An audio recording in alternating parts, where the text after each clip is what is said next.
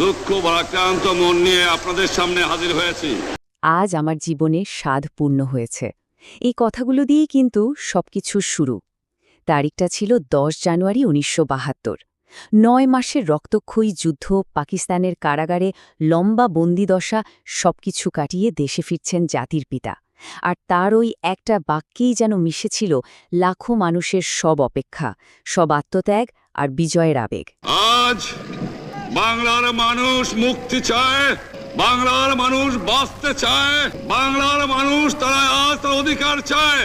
London থেকে নয়াদিল্লি হয়ে British রাজকীয় বিমান বাহিনীর একটা বিশেষ প্লেন ঢাকার মাটি ছুঁল। আর এয়ারপোর্ট ওটা তখন জনসমুদ্র। নয়াদিল্লিতে ভারতের রাষ্ট্রপতি ভিভি গিরি আর প্রধানমন্ত্রী ইন্দিরা গান্ধীর উষ্ণ অভ্যর্থনা তো ছিলই, কিন্তু ঢাকায় লাখো মানুষ যেন ফিরে পেয়েছিল তাদের হারানো স্বপ্নটা, তাদের নেতাকে।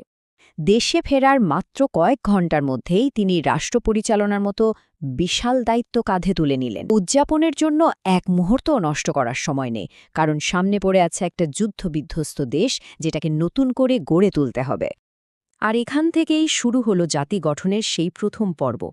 এটা কিন্তু কোনো সাধারণ কাজ ছিল না, বরং বলা যায় সময়ের বিরুদ্ধে এক অসম প্রতিযোগিতা। একটা সম্পূর্ণ নতুন রাষ্ট্র ব্যবস্থাকে দাঁড় করাতে হবে, তাও প্রায় শূন্য হাতে।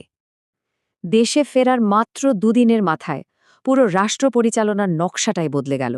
রাষ্ট্রপতির শাসন পদ্ধতির বদলে ক্ষমতার কেন্দ্রে চলে এলো সংসদ, আর প্রধানমন্ত্রী হিসেবে শপথ নিলেন শেখ মুজিবুর রহমান।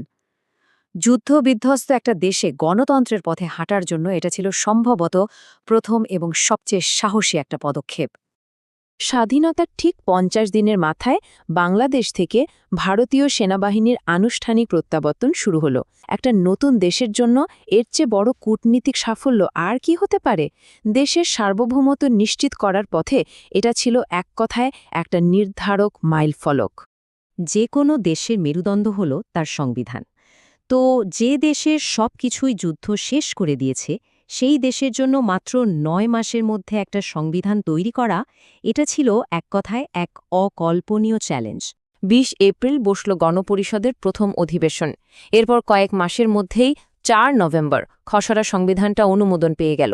আর বিজয়ের ঠিক 1 বছরের মাথায় 16 ডিসেম্বর নতুন সংবিধান কার্যকর হয়ে গেল। বিজয়ের 9 মাসের মধ্যে শাসনতন্ত্র দেয়া মানে হল জনগণের ওপর বিশ্বাস করি।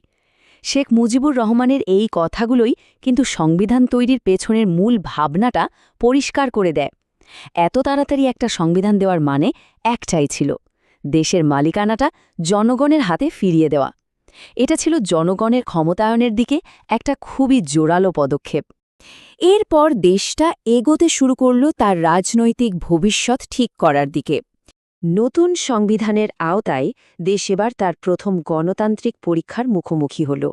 মুক্তিযুদ্ধের চেতনার উপর ভিত্তি করে 1973 সালের 7 মার্চ অনুষ্ঠিত হল দেশের প্রথম জাতীয় সংসদ নির্বাচন। বলা যায় নতুন যাত্রার এটা ছিল একটা খুবই গুরুত্বপূর্ণ অধ্যায়। মোট 300টা আসনের মধ্যে 292টাতেই জিতল বাংলাদেশ আওয়ামী লীগ।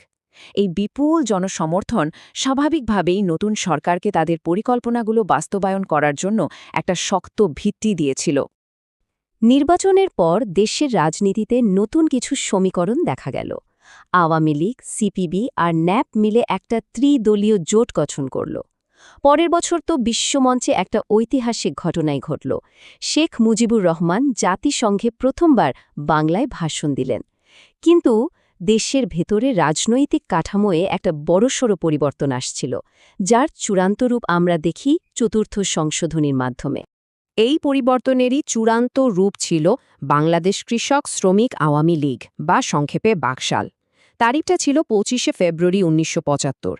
রাষ্ট্রপতির আদেশে দেশের সব রাজনৈতিক দলকে এক করে এই একক জাতীয় দলটা গঠন করা হয়। এর লক্ষ্য হিসেবে বলা হয়েছিল অর্থনৈতিক মুক্তি আর জাতীয় ঐক্যের কথা। যদিও এই পদক্ষেপটা নিয়ে তখন এবং পরেও কিন্তু অনেক বিতর্ক হয়েছে। জাতি গঠনের এই যে এত দ্রুতগতির যাত্রা, এত আশা, এত সম্ভাবনা নিয়ে যা শুরু হয়েছিল, সেটা ধীরে ধীরে একটা আকস্মিক এবং খুব মর্মান্তিক পরিণতির দিকে এগিয়ে যাচ্ছিল।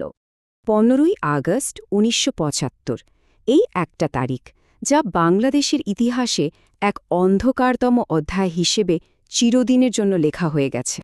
হ্যাঁ, ৭৫-এর ১৫ই আগস্ট এক সামরিক অভ্যুত্থানে জাতির জনক শেখ মুজিবুর রহমানকে তার পরিবারের বেশিরভাগ সদস্যসহ নির্মমভাবে হত্যা করা হয়। এই হত্যাকাণ্ডটা একটা সম্ভাবনাময় অধ্যায়ের খুবই আকস্মিক আর হিংসাত্মক একটা সমাপ্তি টেনে দেয়। মাত্র ৩.৫ বছর একটা যুদ্ধবিধ্বস্ত দেশ থেকে একটা সংবিধান, একটা নির্বাচন, আন্তর্জাতিক স্বীকৃতি, এই অবিশ্বাস্য যাত্রার সমাপ্তিটা ছিল সত্যি অভাবনীয়। জাতি গঠনের যাত্রাটা এভাবে হুট করে মাঝপথে থেমে গেল, তার উত্তরাধিকার আসলে কি? এটা আমাদের সবার জন্যই একটা গভীর চিন্তার বিষয়।